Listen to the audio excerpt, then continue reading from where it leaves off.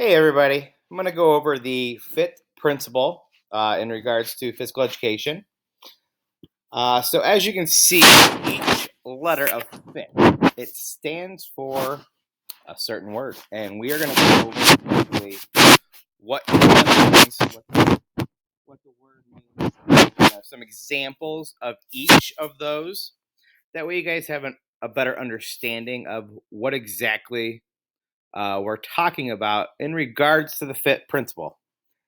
So for the F, that is frequency.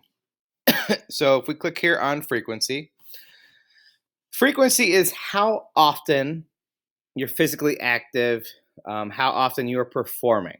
Okay. So the more you work out over a week, the stronger you're going to get. Okay. Uh, in different targeted health related areas of fitness. Okay. So if you're working on improving your upper body strength and you do, 3 sets of 10 push-ups and you do it over the week, 5, 6, 7 times a week, you are eventually going to build upper body strength, and then push-ups are going to be a lot easier. Okay. Some people, yeah, they struggle. I struggled, when I was younger, but the more you do it, the easier it gets. Okay.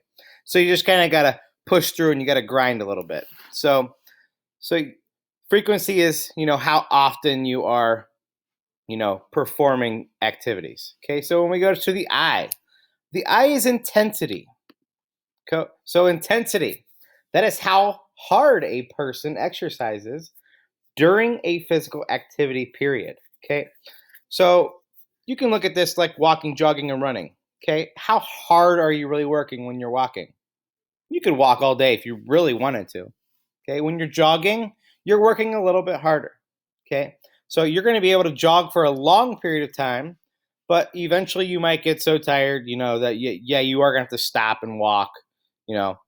Now, when you're sprinting, okay, or you're running, those are higher intensity type activities. So you're not going to be able to do those, for an extremely long period of time. Those are going to be shorter distances. Okay. So the measuring intensity, you can measure that with a heart rate monitor. I know we have not used heart rate monitors.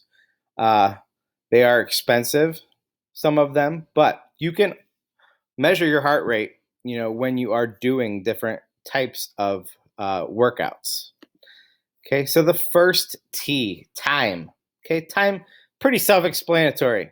Okay, it's the duration of the physical activity, the number of minutes. Okay, how long you are doing it. Okay, so if you're going out for a jog, you might do a 5-minute jog, so the time is 5 minutes.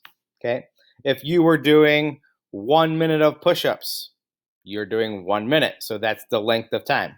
Okay, so it's just how long you are doing that given activity, in that physical activity setting. Okay. And the last T is type. Okay. So the type, that's the type of physical activity. Okay. You're picking the type of activity based on an area that you might need to improve. Some of you might need to work on flexibility. So, in order to do that, you're going to hold stretches. Okay. You're going to hold them for 10 to 20 seconds. You're going to stop. You're going to take a couple breaths. Then you're going to go back down and you're going to hold that same stretch. Okay, the more often you stretch, the more flexible you will, start to get. That does not happen right away. Okay, if you're working on strength, like I said before, you're going to start doing those push-ups daily, sit-ups daily. Okay, you will eventually, increase strength, and those activities will get easier. Okay, and when it comes to cardiovascular endurance, you're running, you're walking, you're jogging, you're, swimming, cardio things where you can do it for a long period of time. Those activities are going to help one improve your heart strength and, really work on, keeping you healthy. So cardio is definitely very important, and that is, a few examples of some cardiovascular endurance. So, our FITT principle, we have frequency, intensity. time, and type. Okay, so that's a little example of what each of those words stand for. And now you should be able to kind of think of that, when you're going out and doing different activities, with your friends, on your own, or maybe with family. Okay.